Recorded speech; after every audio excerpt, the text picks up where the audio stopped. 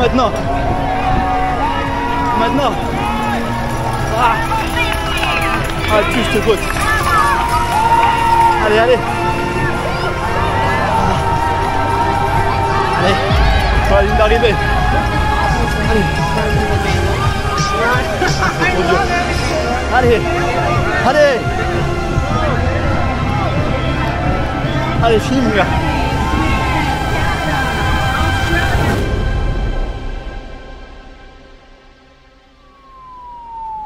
New York.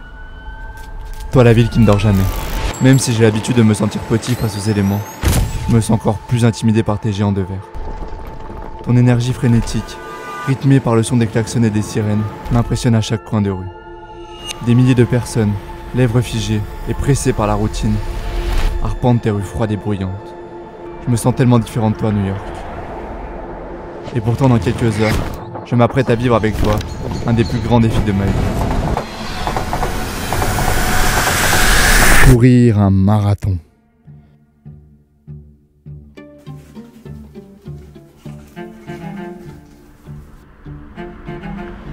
H-5. Le jour J est arrivé et je le ressens dans tout mon corps. J'ai la boule au ventre des journées pas comme les autres. Toujours au rendez-vous celle-ci, hein. Comme pour me dire. Et aujourd'hui tu vas vivre une journée d'une intensité rare. Et je suis là pour te préparer à affronter tout ce qui se présentera à toi.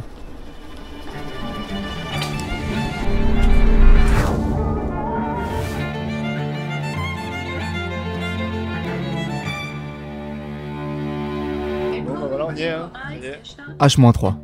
Jusqu'ici, tout se passe comme prévu. Pour le reste, c'est un peu plus imprévisible. Pour tout vous dire, je n'ai jamais couru 42 km de ma vie. Moi, depuis petit, j'ai plutôt été habitué à courir avec un ballon dans les mains, entouré de mes copains.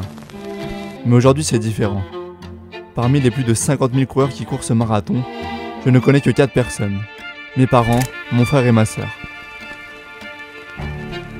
Je voulais pas trop en parler avant de finir, mais moi, mon objectif, c'est de faire en 3h30. Voilà, comme mon frère. Ma sœur, elle, c'est plutôt de le finir. Ma mère, 4h et mon père, entre 4h30 et 5h. Si vous voyez cette vidéo, c'est que j'aurais sûrement réalisé mon objectif. H-1. Bien que nous soyons une famille unie, dans quelques minutes, nous serons tous confrontés à nous-mêmes. Chacun part à une heure différente, et cette fois-ci, c'est à mon tour. Allez, France, hein.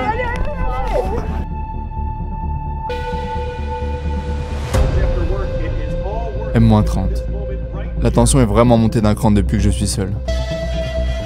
Je suis impressionné par l'énergie qui se dégage sur la ligne de départ. Puis d'un coup, le temps semble s'arrêter une nouvelle fois. L'hymne national retentit. Ça y est, je réalise. Je vais courir le marathon de New York. Montez le volume et rendez-vous au premier kilomètre.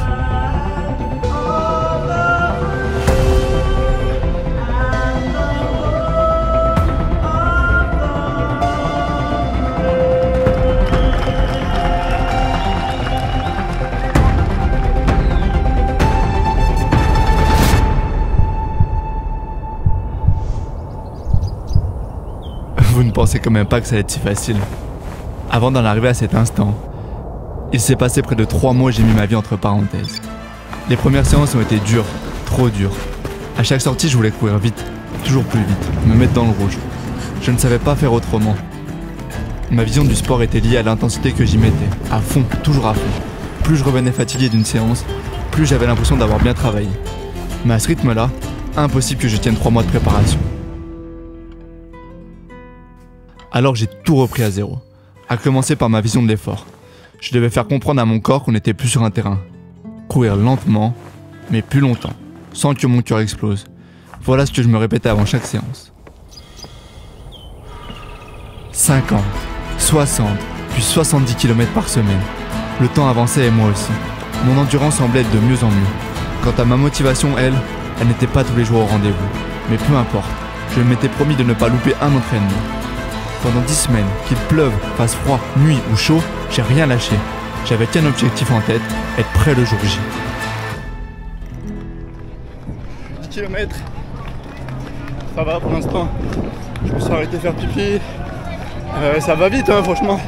Ça part plutôt vite. Je suis à 4,42 de moyenne. Voilà. Je sais pas trop si je dois ralentir ou pas.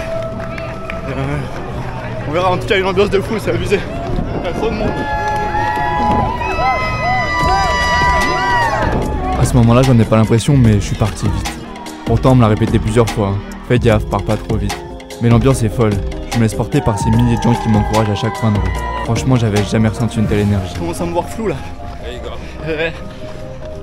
Chaud. 21ème et 600 mètres. J'ai ralenti un peu sur les 2 derniers bornes. Ça monte de ouf. Par contre, l'ambiance c'est un truc en plus. Franchement, l'ambiance c'est ouf. À part sur les ponts là, sinon il y a du monde de partout. Ouais, voilà. On est à la moitié.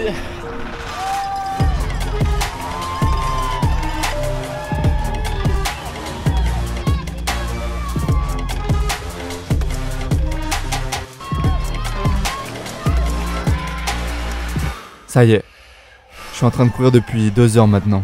À ce stade, je pense que les premiers doivent être bientôt arrivés. À ce moment-là, j'ai une pensée pour Eliud Kipchoge qui avait terminé le marathon de Berlin en 2020. 2 heures, 1 minute et 9 secondes. Je me demande vraiment comment c'est possible. Et pourtant, 1 mois après le marathon de New York, j'ai compris comment une telle performance était possible. Do you know where is the camp of Eliud Kipchoge? Iten, l'antipode de New York.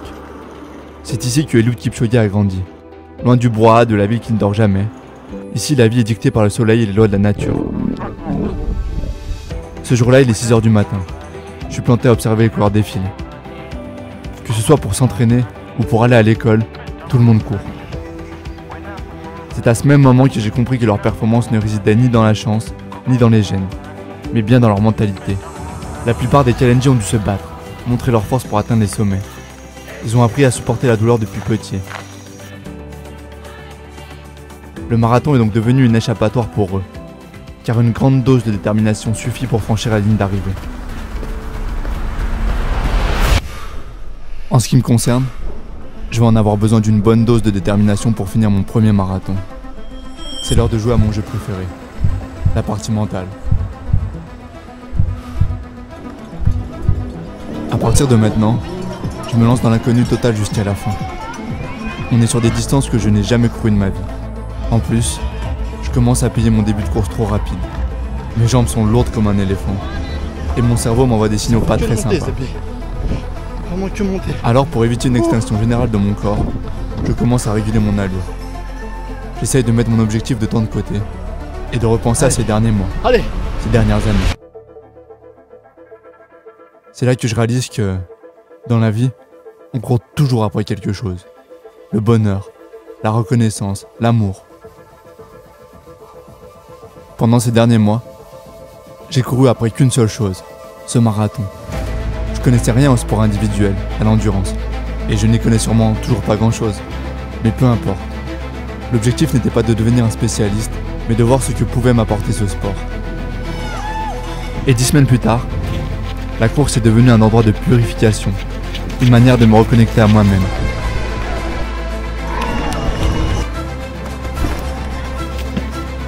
Kilomètre après kilomètre, mon cœur s'est mis à battre de moins en moins fort.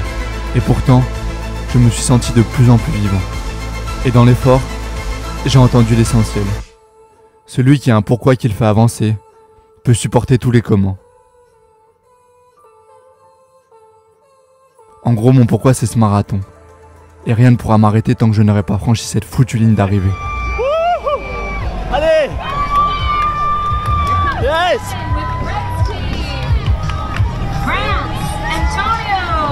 Yes! Yes! We've got Bella, Andre. Ah, je suis mort. Ah, je suis mort. Ah, c'est trop dur. Ah, c'était trop dur. C'est incroyable. Je sais pas. Ah, mentalement, j'ai cru que j'allais arrêter, franchement. Aïe, aïe, aïe. Ah, je suis trop content d'être arrivé. Ce jour-là, j'ai échoué à mon objectif. 3h37 et 42 secondes. Moi, le gamin qui a jamais supporté l'échec, la défaite, je sens qu'aujourd'hui c'est différent. J'ai tellement vécu quelque chose d'immense, d'unique, que la performance m'affecte peu. J'en connais juste un qui a trouvé mon surnom pour les prochaines années. Mais l'essentiel c'est qu'on était 5 au départ, et qu'on est 5 à l'arrivée. Ce soir, on se couchera tous en ayant avancé de 42 km et 195 mètres. Sûrement les plus fous de notre vie.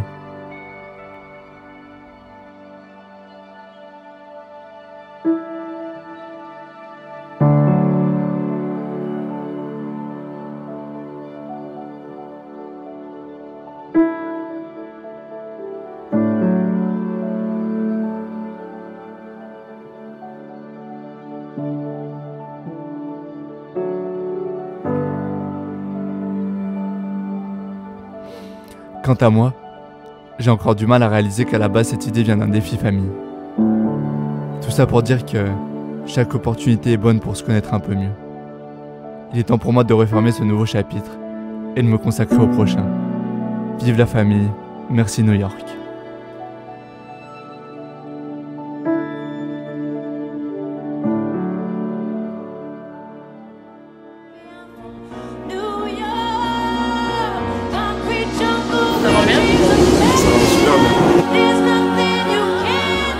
Tu me fais apprendre.